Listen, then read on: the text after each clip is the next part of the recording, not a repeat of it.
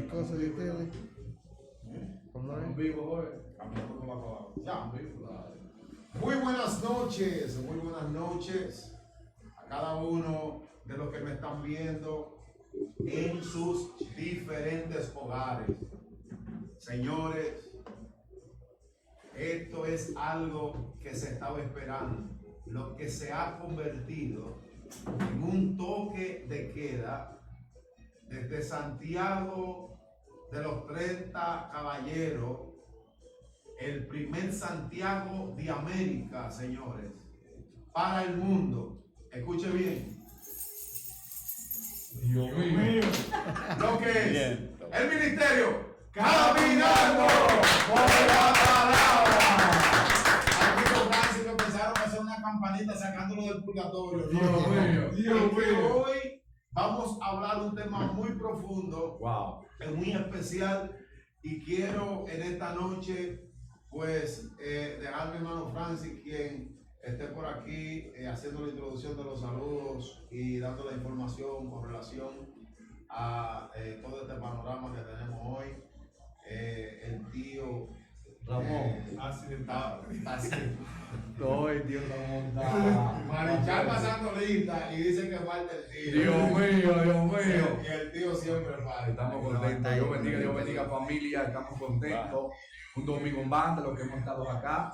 Le invitamos a todos a multiplicar este video. Le damos gracias a Dios primeramente, luego a cada uno de los que sintonizan este programa como cada domingo a partir de las 9 de la noche.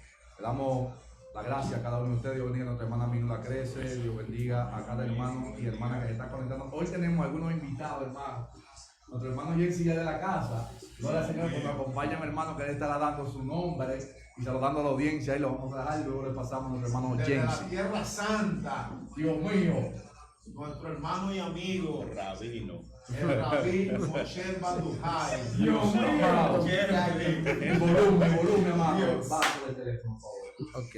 Sí, para que no haga. Adelante, ministro. Buenas noches, para mí es un placer estar en este programa y creemos que el Señor en su gracia y misericordia nos concede estar aquí.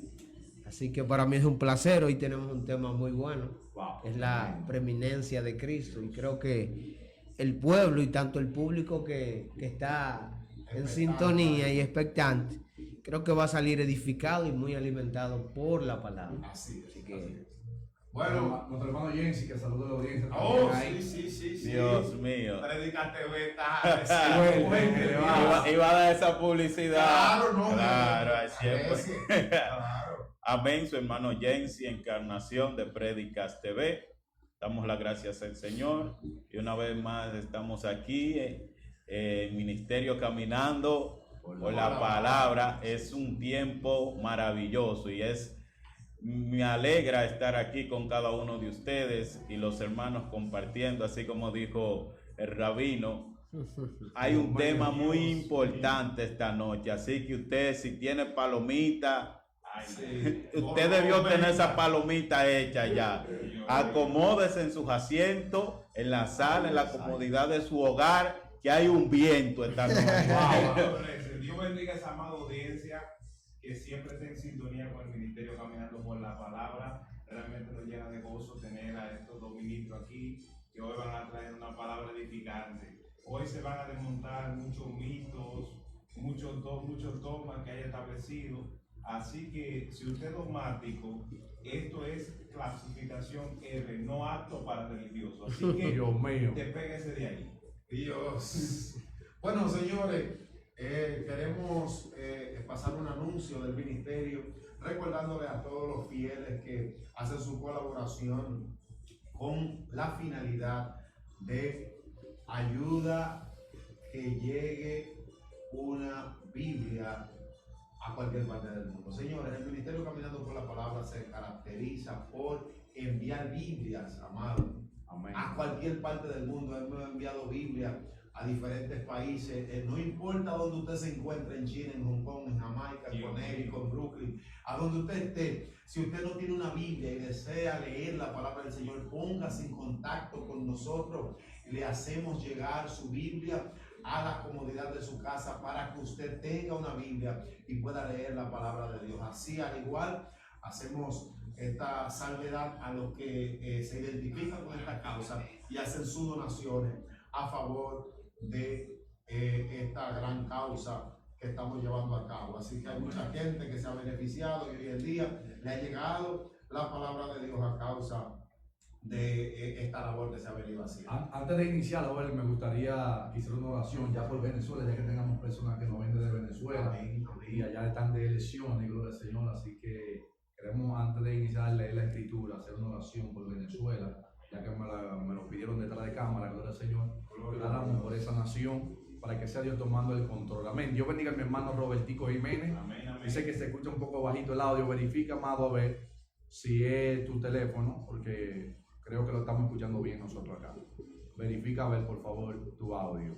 Amén. Dejamos a nuestro hermano Joel que haga una oración ahí para estar iniciando. Oremos. Amante Dios y Padre Celestial, en el nombre de Cristo Jesús, damos gracias por tu amor y tu misericordia, Dios. Nos unimos en el poder del acuerdo, Padre amado, En el nombre de sabiendo que tú dices en tu palabra que no hay autoridad, sino que las que han sido establecidas, han sido establecidas por ti, oh Dios eterno. En esta hora sabemos que pasará todo lo que tú permitas en tu voluntad y todo designio de hombre, en el nombre de Jesús, que va quebrantado, que se establece todo lo que va a favor de que el propósito de Dios en Venezuela, el avivamiento de tu poder, de tu gracia, se comienza a entrar a multiplicar a través del hombre que tenga la visión a cargo, Dios eterno, que tú estés preparando en su corazón.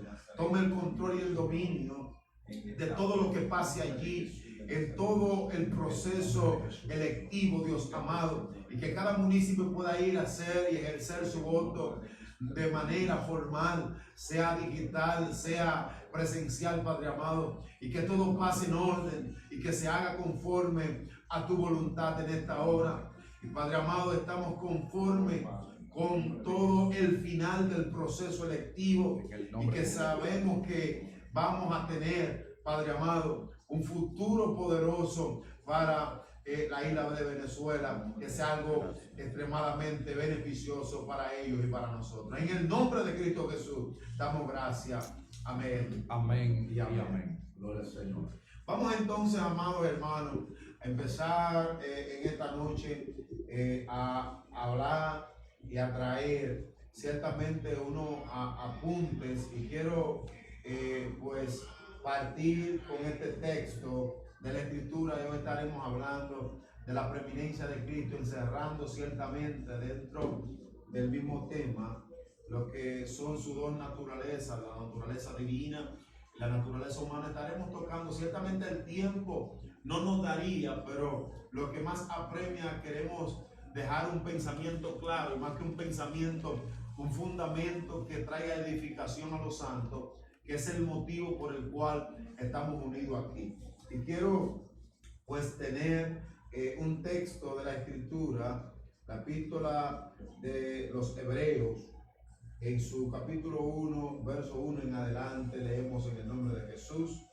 Dice de la siguiente manera: Dios, habiendo hablado muchas veces y de muchas maneras en otros tiempos a los padres por los profetas, en estos postreros días nos ha hablado por el Hijo, a quien constituyó heredero de todo, y por quien asimismo hizo el universo, el cual, siendo el resplandor de su gloria y la imagen misma de su sustancia, y quien sustenta todas las cosas con la palabra de su poder, habiendo efectuado la purificación de nuestros pecados por medio de sí mismo, se sentó a la diestra de la majestad en las alturas, hecho tanto superior a los ángeles en cuanto heredó más excelente nombre que ellos.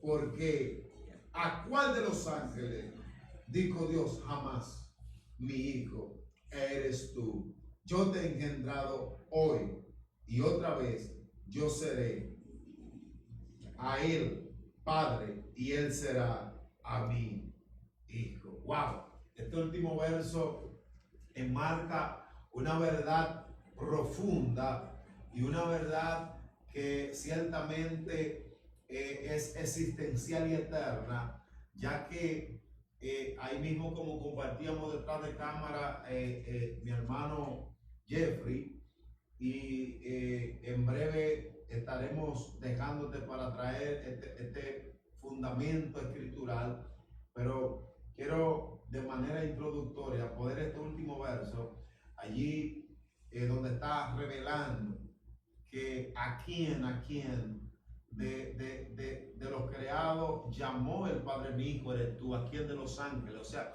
dando una afirmación eterna de que si Dios mismo, el eterno Padre, está llamando su Hijo, es porque aquí vemos entonces desde la eternidad lo que tiene que ver el mérito eterno del Hijo de Dios. O sea, que lo que está plasmando es que hay una naturaleza divina que el mismo Padre está autorizando.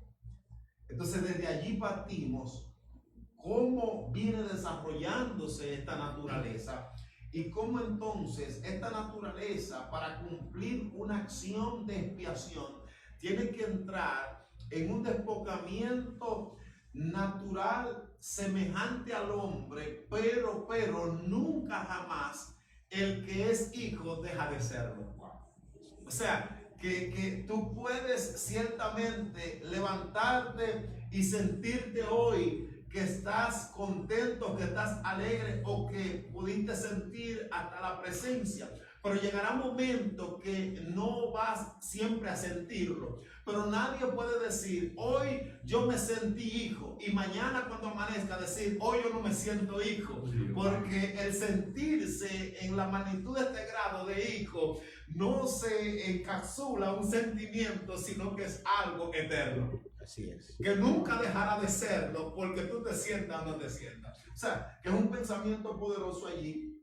Y quiero dejar que mi hermano Jeffrey pues ponga este fundamento escritural que nos ha traído en esta noche. Bien. Adelante, Cuando nosotros hablamos de la preeminencia de Cristo, en el término teológico es el término cristología. Ahora, cuando hablamos de sus dos naturalezas, siempre, o sea, a través de la historia, esa doctrina de la humanidad de Cristo y su divinidad ha sido atacada. Así es. Por ejemplo, en el siglo IV tenemos la controversia arriana. Arriano decía que Cristo no era Dios, que era un ser que había sido creado. Y también nos dice aquí, que lo traje anotado, dice, en el siglo V fue testigo de un asalto a la ortodoxia cristiana. Dice, por dos frentes. Primero estaba la herejía monofisista, iniciada por un hombre llamado Eutico, y lo que él enseñaba era, dice, que Cristo tenía solo una naturaleza, de modo que él decía que Cristo solamente era una sola persona, o sea, una sola humanidad. Cristo no operaba en las dos divinidades, en la divinidad y en la humanidad, sino que era una sola cosa. También tenemos aquí otra herejía, el nestorianismo. Nestoriano decía que ya que Cristo tiene dos naturalezas distintas, una divina y otra humana, por lo tanto, debido a tener dos personalidades, si hay dos naturalezas, debe haber dos personas. Exacto, exacto. O sea que no podía caber en las mentes de estos hombres que Cristo, a la vez siendo Dios, podía operar en dos naturalezas. Cuando ellos se levantan contra la doctrina cristiana, de que la doctrina cristiana es que Cristo es una persona con dos naturalezas, la naturaleza divina y la naturaleza humana, ellos no podían comprender que o Cristo era un espíritu o Cristo no era Dios. Entonces ellos tuvieron que levantarse a corregir estos errores heréticos. ¿Por qué? Porque pensar que Cristo es un ser espiritual y que no es humano atacaba totalmente con la crucifixión. De manera que si Cristo no era Dios y a la vez no era humano, la crucifixión no era válida. ¿Por qué? Porque para la crucifixión debía haber un pago. Así es. ¿Por qué? Porque la deuda era infinita. Nuestros pecados, nosotros pecamos contra un Dios infinito. Al pecar contra un Dios infinito, debía haber un pago infinito. Así es. Es por eso que Cristo a la vez se hace hombre, pero nunca abandona su divinidad. Así O es. sea, Cristo le adhiere a su divinidad, humanidad. Así es. Pero al adherirle a su divinidad, humanidad, era para representarnos o es para representarnos. De manera que el punto focal aquí es que si Cristo no era Dios y era un hombre, no había legalidad de que su muerte podía satisfacer la ira de Dios. Así es. Wow. Si no era Dios, si era Dios y no hombre, no podía representarnos a ninguno de nosotros. Exactamente. Entonces, esta herejía, tanto arriana como la otra herejía que mencioné, atacaban estas dos cosas. O Cristo era dos personas con dos naturalezas, o Cristo no era un hombre natural, sino espiritual únicamente. Entonces, todo eso llevó a la iglesia a levantar un frente para corregir estas herejías. Así es. Por eso es que el texto que tú citaste de Hebreos capítulo 1 dice que Dios no habló en los antiguos a los padres, refiriéndose al primer pacto, por los profetas. Pero en estos posteriores días nos ha hablado en el Hijo. Así es. Y dice que al hablarnos en su Hijo, dice que Él es el resplandor de su gloria y la expresión exacta de su naturaleza. O sea que cuando tú vas a la palabra y estudias el libro de Hebreos, el libro de Hebreos te está diciendo, mira, Dios utilizó tanto la ley como los profetas para que en el primer pacto Dios habló y se representó por estos medios, la ley y los profetas. Pero ¿qué ha hecho ahora en el nuevo pacto? Nos ha hablado en el Hijo, pero no solo nos ha hablado en el Hijo. La pregunta es, ¿quién es el Hijo? Así es. Wow. Profundo, profundo. La pregunta es, ¿quién es el Hijo? Él es el Hijo eterno de Dios, que siendo la segunda persona de la Trinidad, se hizo hombre. La pregunta que debiéramos hacer es, cuando Él se hizo hombre, ¿dejó su divinidad? No, no la dejó. Él le añadió a su divinidad humanidad, porque esta humanidad tenía un plan, y ese plan tenía un rescate. Ese rescate, no era solo un rescate, era un representante. Así es. Porque es como tú dices, Dios tiene un solo hijo, pero bajo esa herencia tiene otros hijos, pero es bajo la herencia de Cristo. Así es. Entonces, amado, el punto es que nosotros debemos tener claridad en quién es Cristo. Cristo es a la vez hombre, pero es a la vez Dios. O sea, Cristo es un ser humano como nosotros, pero él es a la vez Dios en esencia, Dios revelado. Por eso el Evangelio de Juan nos dice, a Dios nadie le vio jamás, pero al unigénito que esté en el seno del Padre, Él lo ha dado a conocer. Así es. Y esto que tú hablas, Jaycee, Jeffrey, al respecto, me gustó esto allí, de ese rol invertido, de que muchas veces se representa que él siendo en su humanidad, lo ponemos como parte divina también, pero es algo que es a lo contrario, como tú explicabas, que él siendo divino le añade a su divinidad humanidad.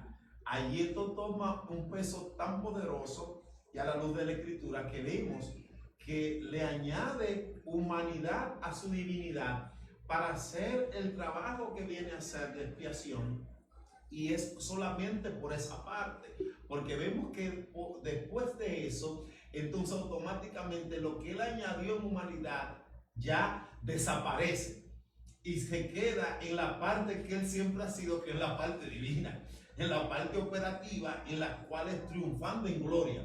Por eso es que cuando él añade humanidad es cuando se despoja, como dice la Escritura, de su gloria, se despojó de esa parte divina, pero no deja de ser divino, sino para añadir humanidad, para cumplir el rol en cuanto a la expiación, al sacrificio en representación humana. Claro que Pero luego, después que representa, ya en nada necesita esa humanidad porque entra en su esencia como él siempre ha sido, porque ya cumplió. Por eso que él dice, consumado es. O sea, terminé mi parte humana aquí. Sí, el punto ahí es que cuando Cristo es glorificado, que resucita de entre los muertos, no es que Cristo, cuando cumplió la misión de la crucifixión y es resucitado, no es que Él deja esta humanidad en el sentido natural. Por eso es que Hebreos dice que Él lo hizo para llevar muchos hijos a la gloria. Wow.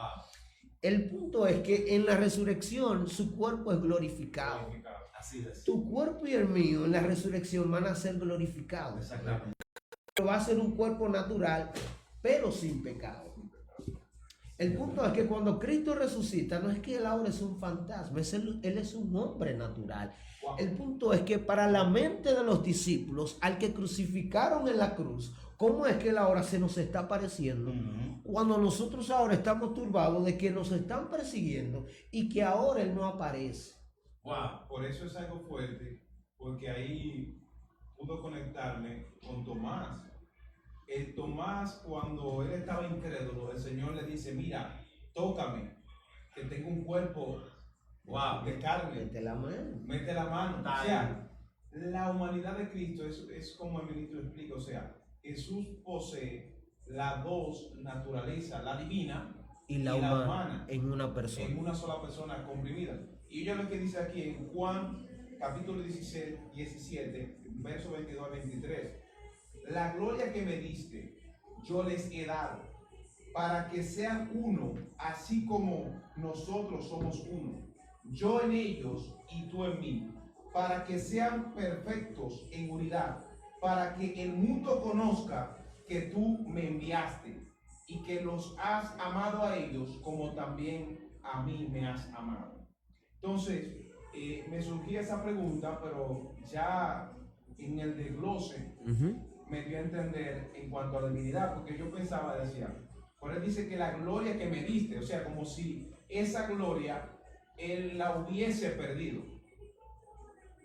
Pero vemos que cuando Cristo viene, se encarna aquí en un cuerpo de carne, ser humano. Entonces me surgía la pregunta, ¿Jesús en sí tenía batallas con la fornicación? Es que hay algo muy poderoso aquí. ¿O tenía batallas con algún tipo de pecado? No, porque aquí hay algo que hay que aclarar con relación a lo que se trata de la tentación de Jesús. Sí. Entonces, recuerden que para ver tentación, tiene que haber deseo. Natural. Exacto. Entonces, no hay un deseo para ser tentado. ¿Cómo así? ¿Cómo así? No hay una inclinación, porque dice que cuando nosotros somos tentados, es cuando somos atraídos, y cuando de nuestra propia concupiscencia somos seducidos bajo ese deseo, porque todo el mundo es tentado de acuerdo a lo que desea, de acuerdo a la concupiscencia. Ahora, robado es otra cosa.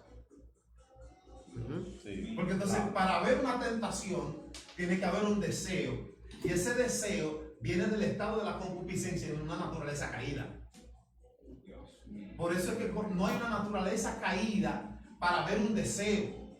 Por eso es que no puede haber una tentación, porque que no hay un deseo hacia esa naturaleza que le cause esa inclinación para poder entonces entrar en esa, prácticamente, porque la tentación es como una negociación que viene a revelar si tú estás listo en lo que tú entiendes que tú estás listo. Por ejemplo, cuando Jesús fue llevado por el Espíritu al desierto, ahí lo que vemos, lo que hoy en día el ser humano necesita, alimento, ¿verdad? Adorar a alguien. Exacto. Tú me estás entendiendo. Y posesiones. Jesús, como humano, por así decirlo, tenía todo eso a su favor. Entonces, ¿para qué él lo iba a hacer? ¿Tú me entiendes? Él entendía que si convertía esa piedra en pan, estaría violando principios y tenía la facultad de hacerlo, ¿me entiendes? Porque Satanás siempre te va a tentar en lo, por ejemplo, como decía Joel, en lo humano, nosotros ¿qué necesitamos? Jesús ¿qué necesitaba? Alimento, abrigo, ¿verdad? Humanamente necesitaba eso. Como humano, lo que nosotros necesitamos. Ahora, como Joel dice, en él no estaba esa naturaleza caída. Exactamente. ¿Me entiendes? Para tú tener esa atracción con la que hoy en día nosotros lidiamos. Exacto. Una pregunta ahí. Entonces, en el texto que dice que cuando él fue tentado en todo, Ahí va, o sea, ¿qué se está No, refiriendo no, en ese probado. sentido? Probado. Fue probado en todo.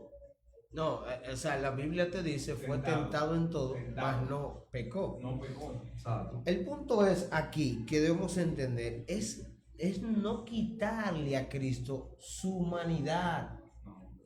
Porque lo que los evangelios te están mostrando es a Dios hecho hombre, Claro, pero claro. sin pecados. Exactamente. Entonces, no hay una concupiscencia. ¿Cuál es la lucha del ser caído? La lucha del ser caído es la concupiscencia, que es la batalla más grande dentro de ese ser, que es la inclinación al mal. Hay una inclinación al mal por esa naturaleza caída que lo gobierna, que es una realidad, escuchen esto, es una realidad aún cuando venimos a Cristo. Es una realidad de un estado de gobierno de Cristo en las áreas de nuestra vida que no han sido gobernadas ni rendidas al señorío de Cristo. Que a diario tenemos que entrar en posición de análisis y de sinceridad a nosotros mismos, de saber dónde estamos flojos, papá. Porque ¿dónde es que está la mayor caída del hombre que se engaña a sí mismo? Es de hacerse fuerte. Por eso es que dice, no, porque cuando soy débil, entonces soy fuerte. ¿Por qué? Porque cuando entiendo de que soy débil y que necesito una intervención de Cristo en esa área de mi vida que está caída, que lo entiendo, que no puedo en mi fuerza de poder luchar con esa parte, entonces necesito el señorío de Cristo en esa área de mi vida. Voy a añadirle algo a eso. Eso es lo mismo que, por eso es que él es nuestro abogado, Así nuestro es. representante. Cuando a ti te están culpando por algo o que tú no hiciste, o por algo que tú eres culpable, a ti te ponen un qué. Un abogado. ¿Por qué? Porque ese abogado va a velar por ti. ¿Pero es por qué? Porque tú estás indefenso. Así es. Entonces el reconocer que somos débiles es darle la preeminencia a Cristo. Wow, qué poderoso. Que ahí hay algo fuerte, ministro. ¿Por qué? Porque mira, hoy en día vemos personas que no están acudiendo al abogado que ellos tienen para defender su caso, sino que ellos se dejan la mente cauterizar y se arrastran al pecado y se vuelven atrás porque no han entendido que, número uno, es por los méritos de Cristo que nosotros hoy podemos decir que somos cristianos. Sí. O sea, esto no es por mérito porque yo soy evangelista, yo soy pastor, es Cristo. Así es. Entonces, al ser los méritos de Él, yo fallo, peco, pero me dice la Escritura que si yo reconozco mi pecado y me aparto, alcanzo misericordia, alcanzo que el abogado defienda mi caso. Entonces, ¿por qué apartarme? ¿Por qué alejarme? Cuando realmente lo único que tengo que hacer es reconocer. Sí, tengo algo por aquí para que caigamos allá, que pasamos, Jeffrey lo dijo, y nosotros para ver lo que es una unión hipostática, es la unión en una persona y dos naturalezas, que esto es lo que fue Cristo, la naturaleza divina y la naturaleza humana. Ahora bien, como Joel leyó en hebreo, pero tengo algo más aquí, dice, cual siendo el resplandor de su gloria, el resplandor de la gloria de Dios y la misma imagen de su sustancia, la reproducción exacta, dice aquí, sustentando las cosas con la palabra de su poder, dice que conlleva un significado de que Jesús no solo sostiene el peso del universo, sino también mantiene su coherencia y lleva a cabo su desarrollo. Ve lo que vemos aquí: habiendo hecho la purificación de nuestro pecado por sí mismo, lo que él hizo en la cruz, tratando con la causa, el poder y la culpa del pecado, se sentó a la diestra de la majestad en las alturas. Dice que se refiere a la obra terminada de Cristo y el sacrificio aceptado por el Padre. Así es. Wow. Que es algo que voy a aquí de la teología. Él dice, para mantener el tema ahí, él dice, el nestorianismo, eso fue una de las herejías en el siglo V. Nestorio decía que ya que Cristo tiene dos naturalezas distintas, una divina y otra humana, él decía, por lo tanto, debió tener dos personalidades. Si hay dos naturalezas, debe haber dos personas. De modo que la doctrina de Cristo fue atacada por ambos lados. Dice, un lado negando la naturaleza dual de Cristo, que es la unión hipostática. Y la unión hipostática, reduciéndola a una mezcla confusa de lo divino y lo humano. Y otra afirmación, y dice, y la otra afirmando dos naturalezas, pero negando su unidad. O sea, que tú decirme, Nestorio decía, mira, Cristo, si tenía dos naturalezas, debía ser dos personas. Y el otro decía, si él es Dios y a la vez hombre, o es una cosa o es otra. Pero no puede ser las dos. Pero no puede ser las dos cosas. Entonces, ¿qué es lo que nosotros tenemos en la palabra?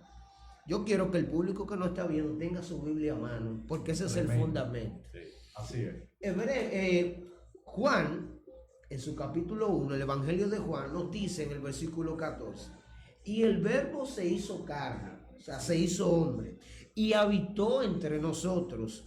¿Y qué vimos ahora? Y vimos su gloria. O sea, ¿qué está viendo Juan? Dos naturalezas, la humana y la divina. Aquel verbo se hizo y habitó. ¿Y qué vimos? Su gloria. Vimos su gloria, gloria como la del unigénito del Padre, lleno de gracia y de verdad. Nota, se hizo carne, habitó entre nosotros. O sea que tú estás viendo a un hombre que está caminando por las Palestinas del primer siglo. Él está llamándose Dios. O sea, pongámonos nosotros en el lugar de los apóstoles y en el lugar de las personas que habían ahí. Que fulano es Dios. Pero ¿cómo va a ser? Era algo inconcebible. Trasladémonos allí y demos nuestro comentario acerca de eso. Yo quiero leer un texto que se encuentra en Colosenses capítulo 1, verso 15, ¿verdad? Y voy a leer también hasta el 18. Dice, Él es la imagen del Dios invisible, el primogénito de toda creación, porque en Él fueron creadas todas las cosas, las que hay en los cielos y las que hay en la tierra, visible e invisible, sean tronos, sean dominios, sean principados, sean potestades. Todo fue creado por medio de Él y para Él. Y Él es antes de todas las cosas. Y todas las cosas en Él subsisten. El verso 18 dice, y Él es la cabeza del cuerpo, que es la iglesia, el que es el principio, el primogénito de entre los muertos, para que en todo tenga la preeminencia. O sea que siempre Jesús va a estar en primer lugar. Ahí está revelándose la humanidad de Cristo, pero también está revelando la divinidad de Cristo En una persona. en una sola. O sea, dando a entender que por Él, en Él, fueron creadas todas las cosas. O sea, que fuera de Él no hay nada. Así es. Todo es por medio de Cristo. Así es. Por eso cuando leemos Génesis capítulo 1, verso 1 dice, en el principio creó Dios los cielos y la tierra. En el hebreo, Bereshit bara Elohim. O sea, en Él, en Cristo. O sea, en la primicia, Cristo O sea, en ese principio se creó la creación en Cristo Jesús. Sí, algo que los teólogos corrigen, y es que cuando habla de principio, Cristo no comenzó a existir. Cuando No. Génesis dice en el Ya él principio, existía. Él existía, porque si por Él fueron creadas todas las cosas, ¿dónde habitaba Él? Por En eso, la eternidad. por eso expliqué que no hay nada fuera de él. No. Entonces, dice Juan, por eso a mí me gusta el Evangelio de Juan, porque Juan te presenta esas dos cosas, su naturaleza y su divinidad. Y Juan dice en el capítulo 1, Él estaba en el mundo y el mundo fue hecho por medio de Él y el mundo no lo conoció.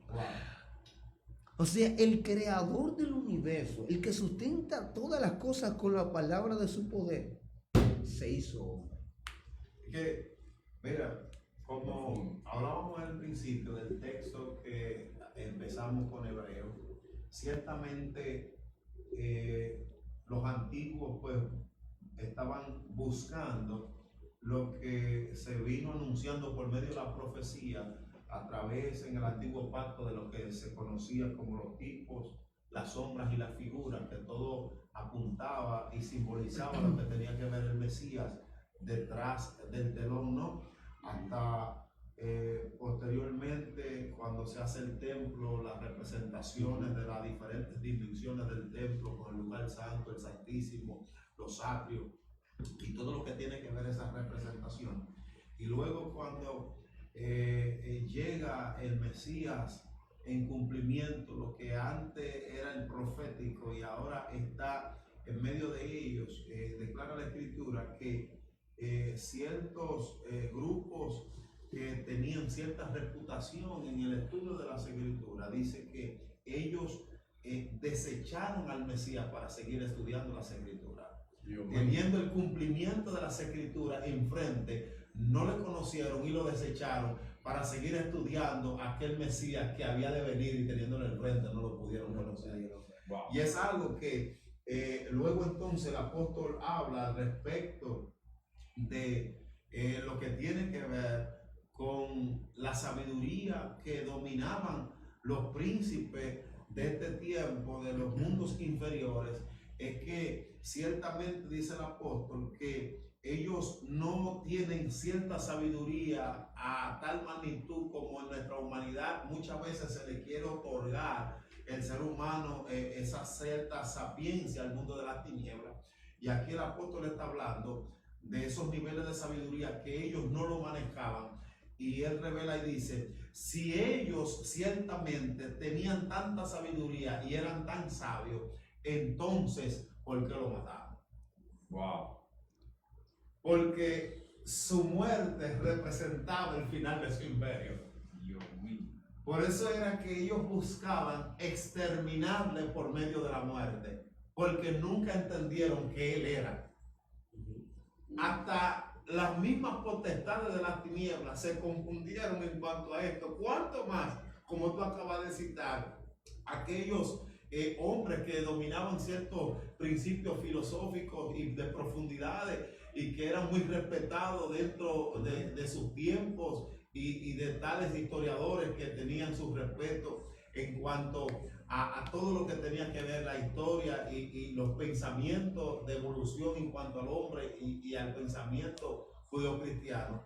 Sí, esto que se eleva más al pensamiento del hombre, que tiene que ver con el pensamiento de los mundos inferiores, que dominan más ciertamente esta área de lo que tiene que ver con el mundo invisible, ellos mismos se equivocaron.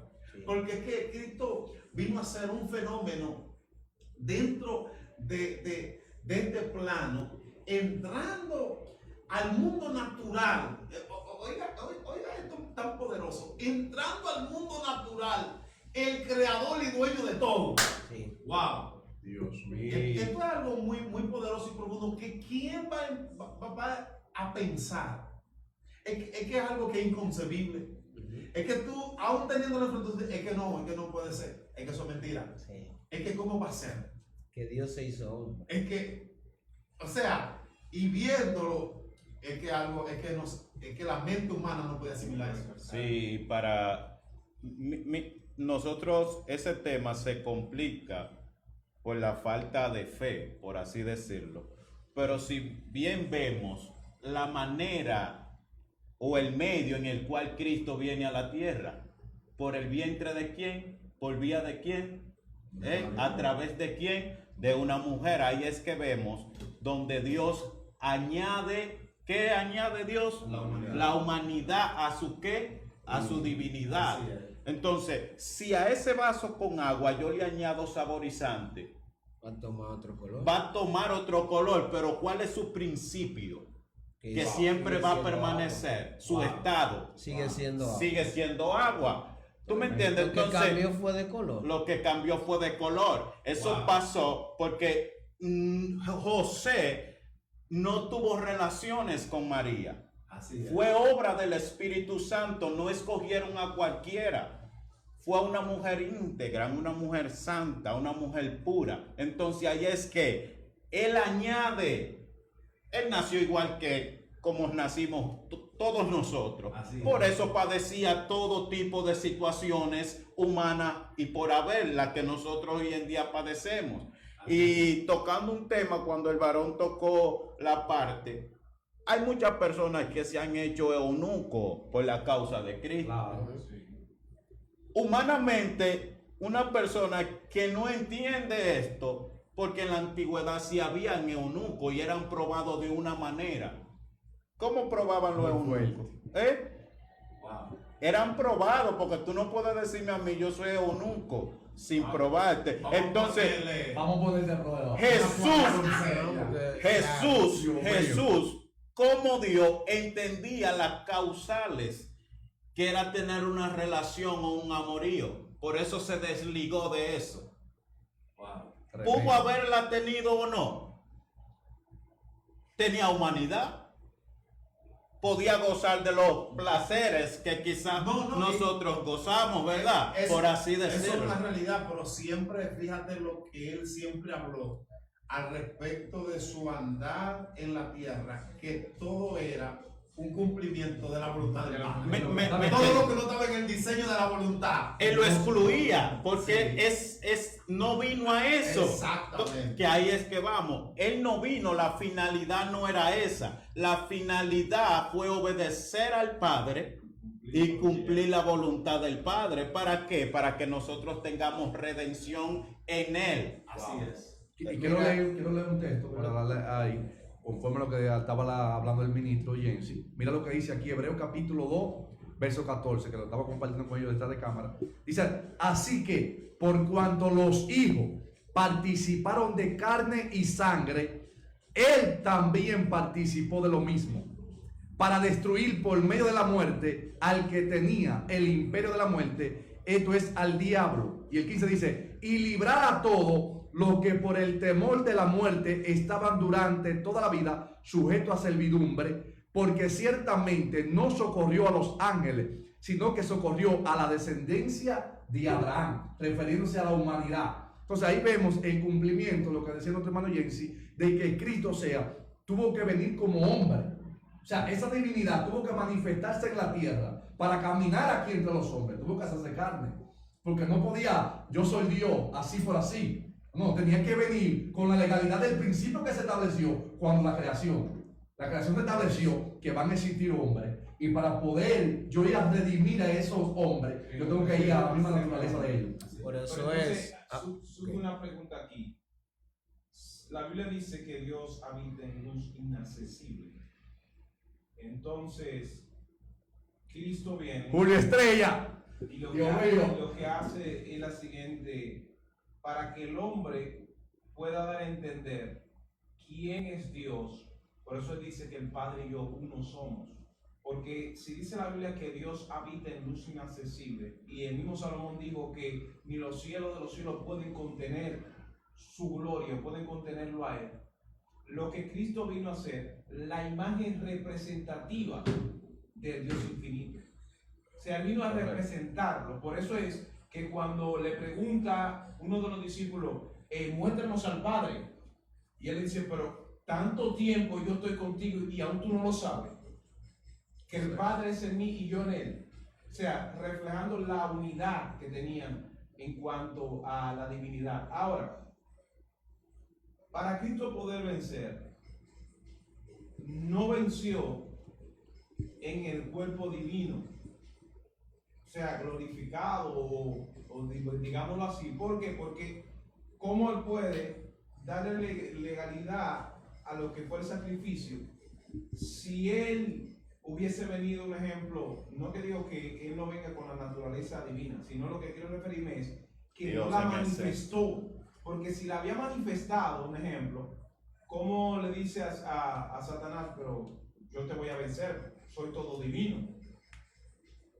¿Me entiendes? Porque el hombre peca, el hombre es expulsado del huerto.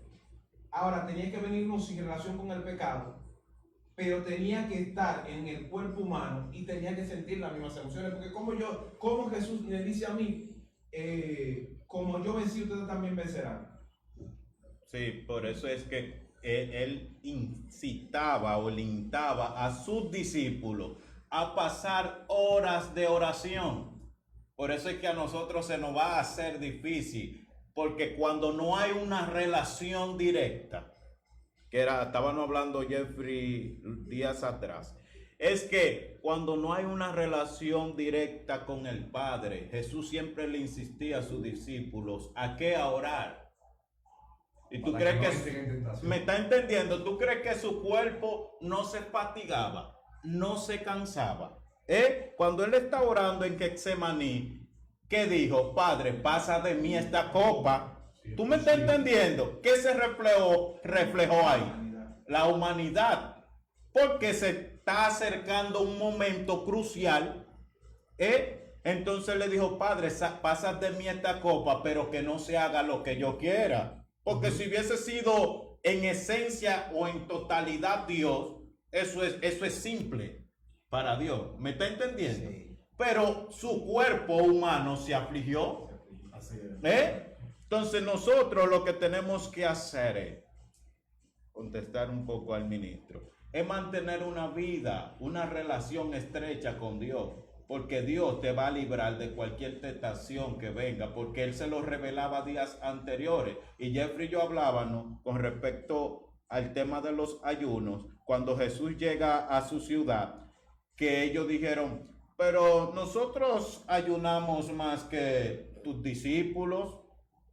¿Y por qué tus discípulos no ayunan? Pero que Jesús leyó sus intenciones, sus pensamientos que claudicaban. Entonces les refirió ahí, es que si su Señor está de fiesta, ¿cómo vamos a ayunar Dios bendiga el en momento de fiesta? Dando a entender que Jesús lo sabía, lo que ellos pensaban en el momento, y entonces qué facultad Jesús tenía para saber lo que ellos estaban, en qué pensamiento ellos claudicaban, Jeffrey. Mira, hay algo que nosotros debemos entender. Cuando nosotros estudiamos los evangelios, nosotros, como iniciamos, tenemos que ver a un hombre con dos naturalezas. Por eso es que el evangelio de Juan me encanta. Cuando Cristo hace el milagro de la fiesta de boda, dice que muchos habían creído en él por los milagros que él había hecho. Y dice que Jesús, conociendo sus pensamientos, ¿qué está obrando ahí? ¿Su humanidad o su divinidad? Su humanidad, porque Él es omnisciente. Él sabe lo que cada uno de nosotros está pensando. Entonces, cuando vemos los evangelios, tanto un milagro como la compasión de Cristo están obrando sus dos naturalezas. Su naturaleza humana, el tener compasión, pero también su naturaleza divina al mostrar los atributos de Dios. O sea, él abrazar a un leproso, sanar a un enfermo. Claro, está su humanidad y está su divinidad, porque sanarlo no es de una forma natural, debía ser algo sobrenatural. Por eso es que cuando vamos estudiando los evangelios, vemos a Cristo conociendo los pensamientos, vemos a Cristo sentándose con los pecadores a comer. Ese es el hombre que se está sentando. Pero a la vez vemos perdonando pecados. Para un hebreo decir, sé sano y tus pecados te son perdonados, era una blasfemia. No, sí. Porque ¿quién era el único que podía perdonar pecado? Tremendo, que por eso era que ellos se levantaban en contra. Se levantaban porque no podían entender que un hombre que lo que era hijo de José, hijo de María, está sanando enfermos y perdonando pecados. Y una pregunta que, oye, para darte la pregunta, atribuyéndole. Joel, dice Julio que te sientes tímido hoy. Que te Ay. Está comprimido. Oye, agregándole ciertamente más valor y a ese mismo pensamiento de esas dos naturalezas, en ese mismo hilo, vemos cuando el episodio que muere Lázaro, Muy bueno. vemos que dice que estaba, su hermano, eran amigos, Personales. amigos, Lázaro. como poco en la escritura se conoce como amigo de Jesús. Para añadirle algo a eso, ellos tenían la doctrina de los fariseos porque ellos creían en la resurrección. Exacto, pero oiga, entonces viene y ella le dice, wow maestro, si tú hubieses llegado Si hubieras estado aquí, o si tú hubieses estado aquí, él no hubiera muerto. Entonces, él lloró. Ahora, ¿por qué él lloró? Él no lloró porque Lázaro estaba muerto. Él lloró porque ellos no entendían quién era él. Dios mío. Él lloró, wow. Por eso me dijo, wow, Marta, no te he dicho que si tú crees. Verá la gloria de Dios. O sea, olvídate que pasen los días que pasen. Si yo llegué, punto. O sea, tú tienes que saber quién yo soy. Porque tú me estás viendo como un humano, simplemente. Hay algo más detrás O de sea, él lloró por eso. Wow, yo estoy contigo. Le he brindado mi amistad íntima y no me conocen. No, me están viendo como el humano normal. ¿no? Y también se le puede añadir a que lo que tú dices en un punto, claro, o sea, llorar por la incredulidad de ellos, pero también ver la realidad de lo que estamos hablando, su humanidad. Por eso él dice que sufrió nuestros dolores. Así que dice, sufrió nuestra dolencia y cargó con nuestras iniquidades. O sea, tú llegar a un lugar donde tu amigo íntimo y sus dos hermanas y familiares están llorando, por más que tú veas, nosotros vamos a un velorio y si es un amigo cercano o un familiar cercano, el ambiente te lleva a ese momento de humano, de entender el dolor del otro. Porque lo que Jesús le dice a los discípulos cuando van camino, que no han llegado, nuestro amigo Lázaro se ha dormido. Wow. Nunca lo vemos muerto. Nunca lo he muerto. Y como si él es la resurrección. Por eso ahí está operando. My God. O sea, Cristo tiene que soportar la naturaleza humana de los discípulos, de los hombres que andaban con él. Wow. Y a la A vez veces muchas veces de repente, ¿hasta cuándo? El hombre le toca, Dios mío, pero es que desaparece eso muchas veces. ¿Cómo que yo Dios? siento que me estoy transformando. Claro. Una pregunta. Ajá. ¿Puede el hombre perdonar pecados? El hombre. No. Porque Jesús dijo en un texto, a quienes ustedes les remitieran los pecados les serán remitidos. Ajá. Y a quienes se los retuvieren les serán retenidos.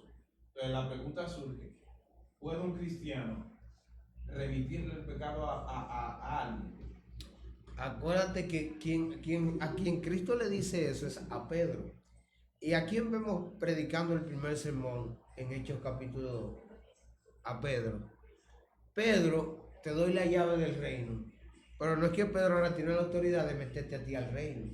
No, es que es el mensaje que nosotros predicamos. O tú te arrepientes y dejas tus pecados, porque nosotros estamos representando ese mensaje. Tú te arrepientes y al venir con el mensaje que te estamos predicando, tú eres perdonado. Exacto. Pero si tú lo rechazas, Dice que ya ha sido condenado. tú lo estás reteniendo tú. Pero nosotros te estamos abriendo el camino. Claro. Si tú lo rechazas, entonces, ¿qué? No, bueno, pues te rechazamos. ¿Qué pasó con el mago en Hechos capítulo 5 o 6? Simón el mago. Ruegan ustedes por mí. Para que no me sobrevenga no me sobrevenga. ese mal. Entonces, no es que nosotros, yo te digo que Dios te perdona. No, ve a Cristo. Ay, yo no morí por ti. Claro. Ve a Dios. Cristo que yo no morí por ti. Y de hecho, Claro. que de eso se trata el sacerdocio. El sacerdocio tiene que ver con aquel que es el puente. Ujú, Entonces, por eso es que Cristo es el sumo sacerdote ujú, que unifica el puente nuevamente con el Padre. ujú. Wow. El único mediador entre Sí. Dios y los hombres. Entonces, la pregunta surge acá, ¿por qué hay personas todavía en estos tiempos, aún viendo, ¿verdad?, la manifestación, el sacrificio de Cristo, y aún así ignoran esa verdad? Te voy a hablar, oye, hoy el Señor está utilizando el Evangelio de Juan para acabar con, con muchos paradigmas. Cristo le dice a Juan, a Nicodemo, en el contexto de Juan capítulo 3, sabemos que Nicodemo viene de noche, Rabí, sabemos que ha venido de Dios como maestro, Cristo, cuando le habla de la realidad que él tiene que afrontar, de que él se creía que él había ganado el reino de Dios porque él era un maestro de Israel y era un fariseo, o sea, él tenía un requisito.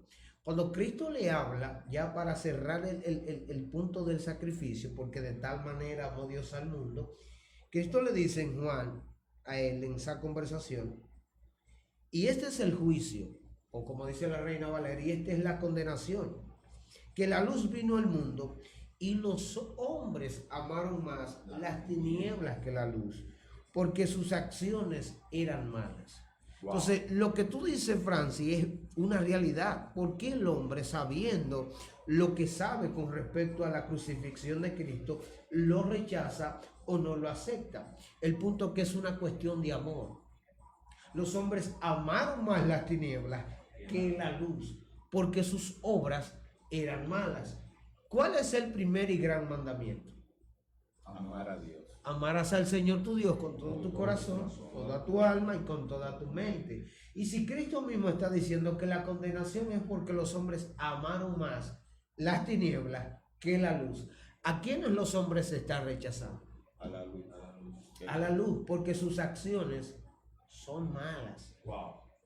Entonces el punto es que yo sé que hay un judío que crucificaron en una cruz, que es Dios, que resucitó y que me está llamando al arrepentimiento, y yo rechazo eso. ¿Por qué? Porque yo me amo a sí mismo. O sea, no necesito a nadie que venga a mediar ni nada, porque eso es lo que la persona tiene. No, pero ¿para qué yo voy a aceptar a Cristo? Yo estoy bien, o sea, amarse a sí mismo, como tú hablas, o sea, Autosuficiente. autosuficiente. No, yo no necesito un mediador, ¿para qué? Entonces ahí es donde entra el sentido de, pero yo soy una buena persona, pero yo me comporto No más. mejor hasta que muchos cristianos. Y es verdad. Esa es la impresión. Y es verdad. Porque a veces nosotros, no, nuestra naturaleza caída y hay un proceso, nos comportamos en ocasiones. Pero ¿qué hace el cristiano? Pide perdón. Perdóname. Claro. El punto aquí no es si tú te comportas bien o no. El punto es una cuestión de arrepentimiento. Así es.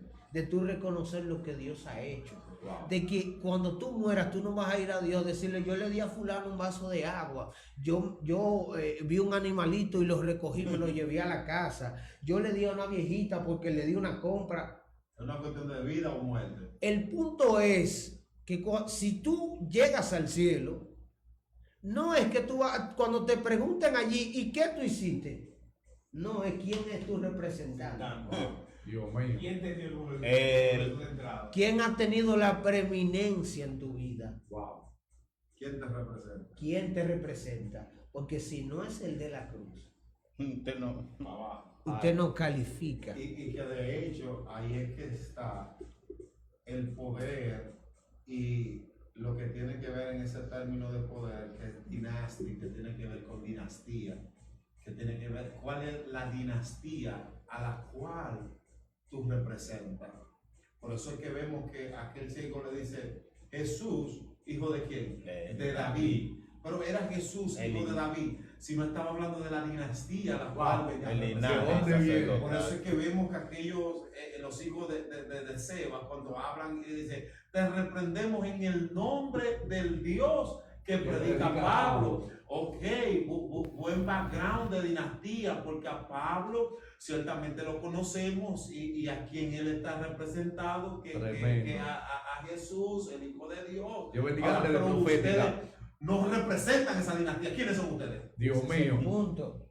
¿Quién los representa a ustedes? Ese es el punto. Porque Wow. es una relación. Entonces, la pregunta es, amado, ahí en esa misma secuencia. O sea, hay personas en estos tiempos que aún haciéndose llamar que le sirven a Cristo, o sea, revelan una conducta contraria de lo que Cristo le ha dado. Entonces, esas personas que revelan esa conducta, en verdad han nacido de nuevo o todavía necesitan poder entender verdaderamente lo que hizo el sacrificio de Cristo en ellos. Porque hay personas que, por ejemplo, o que le están sirviendo a Cristo, por ello están haciendo humanamente, por su propia fuerza, tratando de hacer un sacrificio para poder añadirle a lo que Cristo hizo en ellos. Y ahí tú Y ahí es que está el detalle de las personas que no quieren comprender que lo que Cristo hizo, ya yo no tengo que hacerlo. Suficiente. Nota, Pablo le dice a los romanos, Dios bendiga a Bayro Alfonso. Dios mío. Dios mío, Dios te bendiga. él dice Byron. en Romanos 8:14, dice, porque todos los que son guiados por el Espíritu de Dios, los tales son hijos de Dios. Por eso es que el ministro me hablaba de los Gálatas ahorita, Sí. que cómo es que los Galacias, Pablo le dice a ellos, pero a ustedes se les predicó el Evangelio, como si ustedes mismos estuvieran ese día cuando crucificaron a Cristo. Llegaron unos judaizantes y ahora empezaron a infiltrarse en las iglesias de Galacia Tiene que y a decir, circuncidarse de nuevo. miren, ustedes creen en Cristo, ¿verdad? Pero ahora hay que añadirle la ley de Moisés. Uf, Dios mío. No se puede. Quien murió en la cruz es Dios y Él está completo. Tú no le puedes añadir. Ahí es que entran cuando habla respecto de los remiendos del vestido viejo. Sí, exacto. El odres, Sí. el viejo con el vino nuevo. Ujú. O sea, todo está consumado, la obra está completa, no hay nada que añadir. Dice que en Cristo estamos completos sin que nos falte Nada. cosa alguna. Ahora, hay algo muy importante que debemos saber y entender, que es la cuestionante aquí, que la gente se pregunta al respecto. Estamos completos en Cristo y que somos parte de la iglesia, cada miembro siendo Cristo mismo la cabeza. Entonces hay algo que tenemos que entender, que no todo lo que está en nosotros es iglesia. Dios mío. Yo digo Juan José Jiménez. Porque hay conductas que van en contra del principio que es la iglesia, que no representa la iglesia que hay en ti. Por eso es que muchas veces la gente no puede entender estas cosas y dice, pero ¿cómo va a ser que este hombre que es cristiano haga eso, vino y saludó a otro, a mí no me saludó, él tiene como algo conmigo, como que yo no sé, él prive en una vaina? En y un que, aceite. pero recuérdate que no todo lo que esté en mi es iglesia. Entonces, por eso es que mucha gente dice, por eso es que yo no creo en cristianos. Dios Por mío. eso es que yo no creo en qué sé yo qué. Eso es una fórmula de escape. Exactamente. Para no aceptar, pero no somos nosotros la vara de referencia, sino que es el autor y el consumador de la fe. Así es. Si en manera de medir la fe para tú poder tomar decisiones equilibradas y tú estás buscando una justificación, o sea, yo no soy el referente.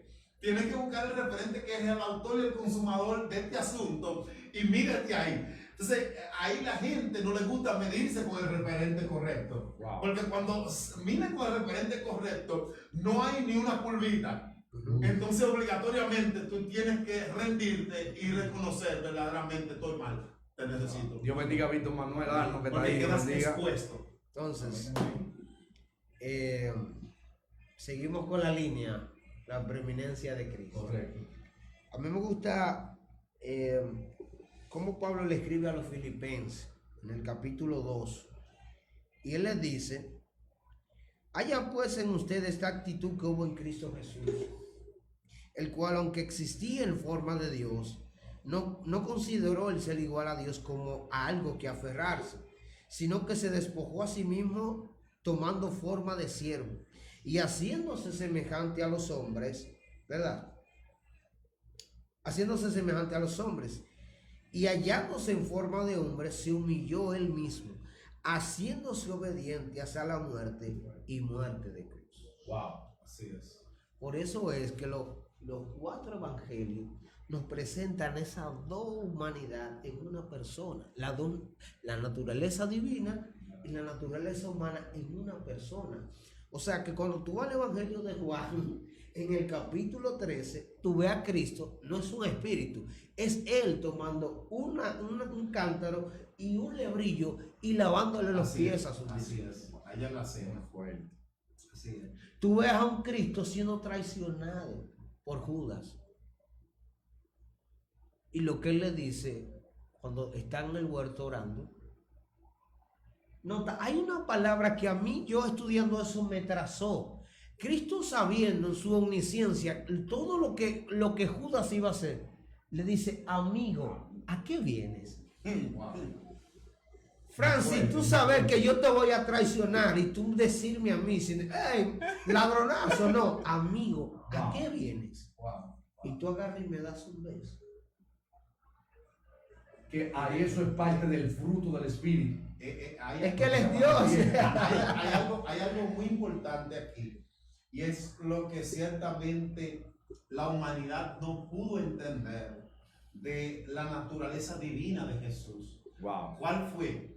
De que esta naturaleza no pudo entender la medida de que, fíjense algo muy importante, que cuando a Jesús lo van a apresar, hay una represalia en defensa que usa Pedro para defenderlo, ya humanamente cuando va a ser entregado y lo van a buscar. Entonces humanamente Pedro toma en defensa porque amaba al maestro y sabe, y ya él le había dicho lo que iba a acontecer y sabía que lo andaban buscando. Y él en esa defensa pues toma esa acción que le corta esta oreja a este soldado romano, y entonces Jesús le habla aquí y le dice: no, espérate, parafraseando el texto, eso no es así, eso no es así como tú quieras hacerlo, porque, o sea, yo no estoy falta de defensa. Ellos hacen eso porque no saben a quién están buscando. Porque si yo quiero, yo tengo mi servicio, ¿qué necesito? Los ángeles que yo quiera. Y más sin embargo, si él lo haría, apelar a una ayuda a los ángeles, ciertamente sería prácticamente una burla el decirle él a los ángeles: ayúdenme, porque los ángeles diríamos: no, no es la chencha. ¿Cómo que te ayuden? Porque los ángeles sí saben Lo que hay. quién es. Entonces sería como una chencha. No podemos llevar a otro ratito. ¿Qué pasa? ¿Cómo que te ayuden? Entonces él lo revela en la cruz cuando está allí, y él mismo revela esa divinidad de él que la gente nunca pudo entender hasta cierto punto que le crucificó, y él la revela de la siguiente manera y dice: Padre, perdónalo, porque no saben lo que hacen. Wow. Si supieran, No lo hicieron. no lo hacen. Dios mío. Entonces fue algo tan trascendente en la humanidad que cambia los tiempos, que como un ser que es Dios toma una humanidad y entró dentro de este planeta a modelar al humano, un referente de cómo es el modelo correcto para retornarlo al diseño. original. Wow. Eso es algo que no se pudo nunca asimilar, ni se ha podido asimilar en los tiempos. No. Por eso es que en Romanos capítulo 5, Pablo habla de esas dos representaciones, que por la desobediencia de un hombre, los muchos fueron constituidos pecadores, pero por la obediencia del otro hombre, los muchos fueron constituidos justos. Entonces Adán es una representación del que había de venir. Así es, así es. Por eso es que estamos tratando en el Evangelio de Juan esa humanidad de Cristo. De que cuando él está ante Pilato, hay un soldado romano que lo abofetea. Wow. Pero ¿qué es lo que él está haciendo? Cumpliendo todo lo que Isaías 53 está estableciendo. ¿Había atractivo en él? Como cordero sin qué, sin hablar. Fue llevado. Fue llevado. Amado, tú sabes lo que tú estás delante. Es como dice creo que un pastor, que Dios soberanamente preparó el escenario de la cruz. Dejó que los que lo iban a crucificar nacieran. Lo alimentó. Dios mío. O sea que era un escenario humanamente y eternamente preparado por el Padre. Así es. Por eso es que Pedro, cuando está predicando en Hechos 2, dice, entregado por el determinado consejo y anticipado conocimiento de Dios, a ustedes lo crucificaron. Se vio que humanamente fueron los romanos, pero detrás del telón estaba la mano soberana de Dios, colocando cada escenario, cada escena, cada lugar, donde las cosas y en qué lugar y en qué tiempo de la historia todo esto iba a suceder. Y ahí eso lo revela desde el principio en la creación. Date cuenta que cuando Dios en la creación, lo último que hace es el hombre. O sea, preparando todo lo que el hombre iba a necesitar. Que Así eso en es lo el que hace momento Dios. de todo. O sea, ahí Prepara todo. Ya para concluir. Sí, porque para tenemos muy concluir, amplio. ya, sí, Yo ya, creo que te van a tener que venir para concluir, yo Pero entiendo. hay que preguntarle para ver cuándo van a estar disponibles para la segunda parte, amado. No, eso detrás de cámara, lo Dios mío. planeamos. Ya No, para bueno, tú sabes que la concluir, gente de Cuba siempre tiran ahí. claro.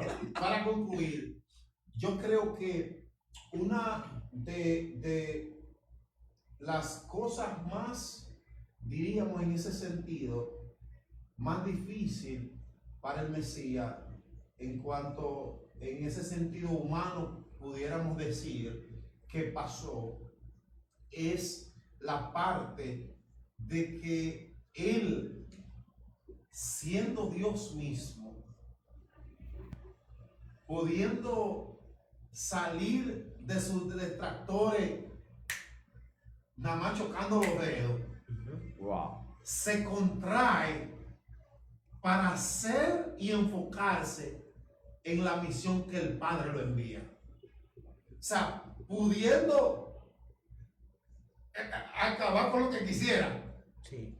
O sea, contraerse y que esos humanos, como usted expresaba, que él creó, alimentó y preparó para entregarse en manos de ellos para que cumpla esa misión. Y de hecho él lo revela cuando lo van a buscar ahí mismo, que le dice al mismo Pedro, tranquilo porque ha llegado su hora. Esta es la hora de ellos. Ya él sabiendo todo, y como él mismo dice que como lo revela el profeta, que no abrió su boca, sino que como cordero fue llevado. ¿Tú sabes? Para añadirle algo a eso, en la escena de cuando a Cristo lo vienen a arrestar, tú recuerdas que hay un soldado romano que se le acerca y cuando él le dice, ¿por qué venís con palos y con piedra? Como si Dice que el soldado cayó atónito. Y lo iban a buscar. Porque se topó con ¡wow! Con esa realidad. Sí, como que te están buscando un perrito, pero si, por eso Dios, es que ustedes no saben, si supieran a que ustedes están buscando, el que lo mandó a ustedes a buscarme a mí, ustedes dirían, no voy a buscar Caían como muertos. Caían como muertos. Amado, es que tú tienes humanamente a Dios, pero cuando tú vas al profeta Isaías capítulo 6, tú ves a Isaías, que fue lo que tú citaste, me acuerdo en la actividad, en el año que murió el rey Usías moralmente representaba algo para Israel. Así es. Cuando el rey muere, es como que Isaías se queda en el vacío. ¿Y ahora? ¿Qué vamos a hacer? ¿Qué va a pasar con Israel? Wow. Y dice que Dios se le revela. Y dice que vi yo al Señor. Los querubines que están volando, con 2 alas tapaban sus ojos, con 2 tapaban sus pies y con 2 volaban. Así es. ¿Y cómo es que ese Dios se hace hombre? Representa nuestra humanidad. Y hay un soldado que lo bofetea. Wow. Cuando Isaías lo está viendo y cae como muerto por tierra y dice, ay, ay, ay de mí. Wow. Que ha visto en medio de Dios. labios. Y que fue algo que uno de los filósofos y pintores muy destacados, tales como Miguel Ángel, quiso interpretar a través de esa gran pintura, de ese humano como tocando, ese Jesús como tocando, incorporado como tocando el universo, como esas dos partes, la humanidad y la divinidad, que es ciertamente lo que ese cuadro significa. No sé cómo se llama ese cuadro ahí. Mira, voy a terminar con esta frase, que la citamos en la emisora. El pastor se llama Paul David Tripp y él dice que el corazón del problema es el problema del corazón. Wow, Dios Dios mío, mío, Dios mío. Muy fuerte. Señores, Tremendo. lo que se ha convertido en un toque de queda desde Santiago de los 30 caballeros para el mundo, el primer Santiago de América, en los diferentes cardenales, Dios mío. se despide lo que es el ministerio